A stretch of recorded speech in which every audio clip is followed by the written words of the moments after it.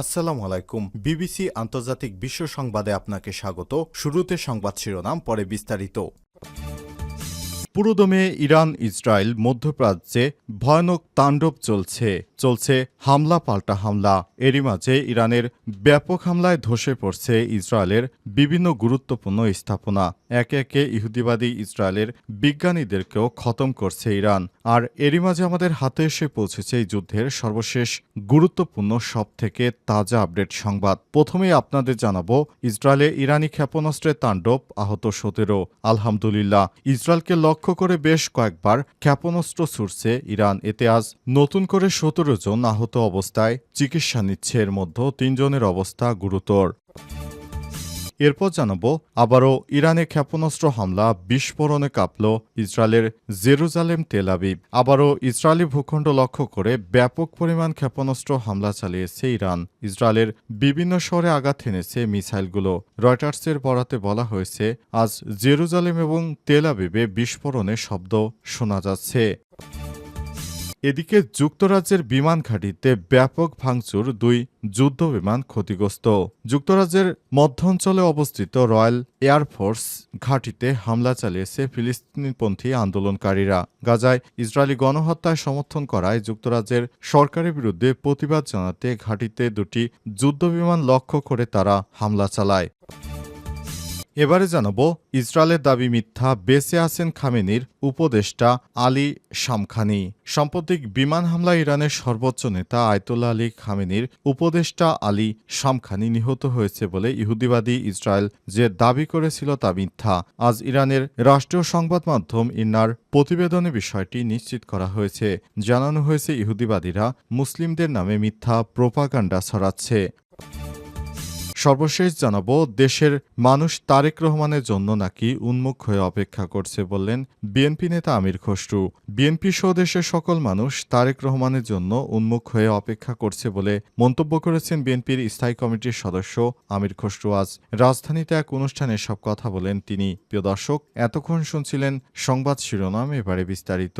তবে তার আগে বন্ধুরা, অনুরোধ থাকবে এই সংবাদটিতে একটি লাইক দিন। এই চ্যানেলে আপনি নতুন হয়ে থাকলে আমাদের সংবাদটি দেখতে দেখতে চ্যানেলটি সাবস্ক্রাইব করে রাখুন। কমেন্ট করে বন্ধুরা আপনার মূল্যবান মতামত জানিয়ে দিন আপনি বিশ্বের কোন দেশ থেকে বা বাংলাদেশের কোন স্থান থেকে আমাদের সংবাদটি দেখছেন এবং শুনছেন। আর বন্ধুরা, ইরান ইসরায়েল যুদ্ধে আপনি কোন দেশকে সমর্থন করেন কমেন্ট করে জানিয়ে দিন।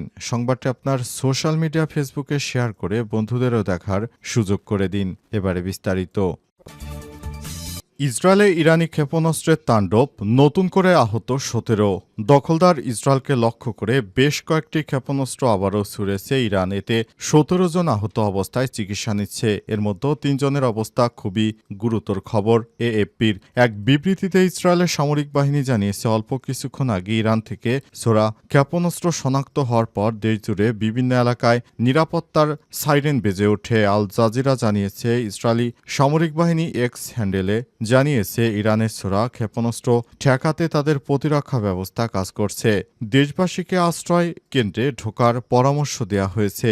সর্বশেষ এই ক্ষেপণাস্ত্র ইসরায়েল বিভিন্ন এলাকা তাদের ধ্বংসের চিত্র সামনে এসেছে। সর্বশেষ এই ক্ষেপণাস্ত্র হামলায় ইসরায়েলে আহতদের মধ্যে 16 বছর বয়সী এক তরুণের অবস্থা খুবই গুরুতর। দেশটির জরুরি সেবাদাতা প্রতিষ্ঠান ম্যাগেন ডেভিড অ্যাডমের এমডি এর বরাদ্দে এএফপি এই কথা নিশ্চিত করেছে। এক বিবৃতিতে এমডিএ জানিয়েছে, আহতদের চিকিৎসা দেওয়া হচ্ছে। 16 বছর বয়সী তরুণকে গুরুতর আহত অবস্থায় হাসপাতালে নেওয়া হয়েছে। তার শরীরের উপরে অংশ ব্যাপক আঘাত করেছে। আর 54 বছর বয়সী এক ব্যক্তির অবস্থা খুবই গুরুতর। তিনি পায়ের নিচের অংশে আঘাত পেয়েছেন। ইহুদিবাদী ইসরায়েলের সেনারা এখনও ইরানের বিরুদ্ধে আক্রমণ চালিয়ে যাওয়ার চেষ্টা করছে। তবে ইরান থেকে এই ব্যাপক হারে ক্ষেপণাস্ত্র ছোড়ার কারণে ইহুদিবাদীরা এবার ব্যাপক ধরার মধ্যে পড়েছে।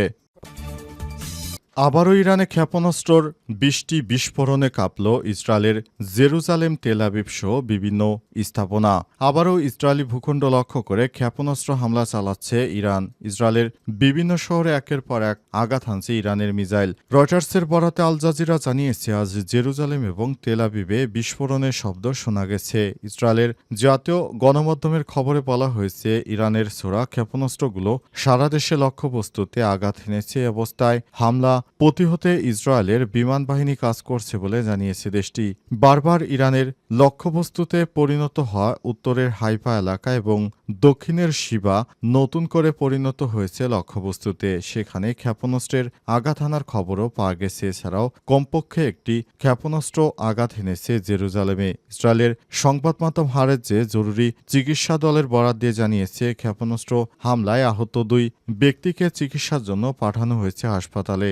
ইসরায়েলের চ্যানেল 12 জানিয়েছে, নতুন এই হামলা শনাক্তকরণ হয়েছে প্রায় 39টি নতুন করে ক্ষেপণাস্ত্র, যেগুলো ইসরায়েল জুড়ে বিভিন্ন জায়গায় একে একে আঘাত হানছে। সেখানে বিমান হামলার সাইরেন বাজতে শোনা গেছে। দখলদার ইসরায়েলি বাহিনীকে একের পর এক ধ্বংস করে দিচ্ছে ইরানের মিসাইল হামলায় ইসরায়েলের অবস্থা খুবই শোচনীয় পর্যায়ে এসেছে। ইহুদিবাদীদের চরম ধোলাই দিতে শুরু করেছে মুসলিমরা। যুক্তরাজ্যের বিমান ঘাঁটিতে ভাঙচুর, 2 যুদ্ধবিমান ক্ষতিগ্রস্ত। যুক্তরাজ্যের মধ্যাঞ্চলে অবস্থিত একটি রয়্যাল এয়ারফোর্স RAF ঘাঁটিতে হামলা চালিয়েছে ফিলিস্তিনপন্থী আন্দোলনকারীরা। গাজায় ইসরায়েলি গণহত্যাকে সমর্থন করায় যুক্তরাজ্য সরকারের বিরুদ্ধে প্রতিবাদ জানাতে ঘাঁটিতে 2টি যুদ্ধবিমান ক্ষতিগ্রস্ত করা হয়েছে বলে দাবি করেছে তারা। প্যালেস্টাইন অ্যাকশন নামের একটি সংগঠন জানিয়েছে, তাদের 2 সদস্য অক্সফোর্ডশায়ারে অবস্থিত RAF ব্রাইস নটস ঘাঁটিতে প্রবেশ করে ভয়েজার নামের সামরিক বিমানের ইঞ্জিনে রং স্প্রে করে এবং লোহা রড দিয়ে সেগুলোতে আঘাত করে ভেঙে ফেলে। আজ এক বিবৃতিতে সংগঠনটি জানিয়েছে, ইসরায়েলি সরকারকে প্রকাশ্যে সমালোচনা করলেও যুক্তরাজ্য এখনও সামরিক কার্গো পাঠাচ্ছে, গাজার আকাশে নজরদারি বিমান উড়াচ্ছে এবং মার্কিন ও ইসরায়েলি যুদ্ধ বিমানে জ্বালানি সরবরাহ করছে। বিবৃতিতে আরও বলা হয়েছে, যুক্তরাজ্য শুধু সহযোগী নয়, বরং গাজায় গণহত্যা এবং মধ্যপ্রাচ্য জুড়ে যুদ্ধ অপরাধের সক্রিয়তা জড়িত। সামাজিক যোগাযোগ মাধ্যমে তাদের পোস্ট করা ভিডিওতে দেখা যায়, 2 আন্দোলনকারী বৈদ্যুতিক স্কুটার চালিয়ে RAF ঘাঁটির ভেতরে প্রবেশ করে। এদের একজন পুনর্ব্যক্ত অগ্নি নির্বাপক যন্ত্র ব্যবহার করে বিমানের ইঞ্জিনে লাল রং স্প্রে করে। সংগঠনটি আরও জানিয়েছে, রং ফিলিস্তিনি রক্তপাতের প্রতীক হিসেবে রানওয়ের উপর স্প্রে করা হয়েছে এবং ঘটনাস্থলে একটি ফিলিস্তিনের পতাকা রেখে যাওয়া হয়। আন্দোলনকারীরা নিরাপত্তা বাহিনীর নজর এড়িয়ে ঘাঁটি থেকে বেরিয়ে যেতে সক্ষম হয় বলে দাবি করা হচ্ছে। যুক্তরাজ্যের প্রতিরক্ষা মন্ত্রী জন হিলি ঘটনার পূর্ণাঙ্গ তদন্ত এবং দেশের সকল সামরিক ঘাঁটির নিরাপত্তা পর্যালোচনার নির্দেশ দিয়েছেন। তারেক রহমানের জন্য উন্মুখ হয়ে অপেক্ষা করছে বলেন আমির খসরু।